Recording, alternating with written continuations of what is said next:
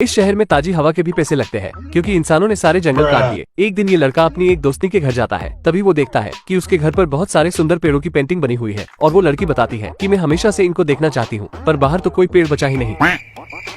तो ये लड़का कहता है, अरे मुझे चक्कर आने लग गया अब। और घर जाकर सोचता है कि हाय, मैं कैसे दिखाऊंगा अपनी फुलझड़ी को पेड़। तो इसकी दादी एक पता बताती है और कहती है, तेरे सारे सवालों के जवाब वहीं मिलेंगे। फिर ये लड़का शहर से बाहर जाने लगता है, मगर भूतनी के मेयर ने बाहर जाने के सारे रास्ते बंद कर रखे हैं क्योंकि अगर लोग बाहर जाने लगे तो इसका धंधा चौपट हो जाएगा। तो ये लड़का धूम मचाले करते हुए शहर से बाहर निकलने लगता है और अपनी दादी के बताए पते पर पहुंचता है। तो वहाँ पर इसे एक आदमी मिलता है और इसको बताता है, जब मैंने एक पेड़ काटा तो आसमान से एक संतरी गोलू मोलू सा जानवर आया और उसने मुझे जंगल काटने से मना किया, पर मैंने पैसे के लालच में पूरे जंगल को ही काट दिया। जिसके बाद वो भी दोबारा आसमान में जाने लगता है और जाते समय उसने मुझे कहा, भूतनी के जंगल को बचाने आया था मैं और तूने इसकी ही बत्ती गुल कर दी। फिर वो आदमी लड़के को एक उसी पेड़ का बीज देता है और कहता है, ये दुनिया का आखिरी बीज है, संभाल कर रखना भूतनी के। फिर ये लड़का अपने शहर जाकर देखता है कि मेयर ने उसकी दोस्ती के घर की पेंटिंग भी मिटा दी और इसके पास बीज होने का भी पता चल जाता है, जिससे मेयर बिल्कुल भी खुश नहीं होता क्योंकि असली पेड़ लगाने के बाद इसकी हवा कौन खरीदेगा। तो मेयर इस लड़के के घर जाकर कहता है, मेरे ही शहर में रहकर मेरे साथ ही।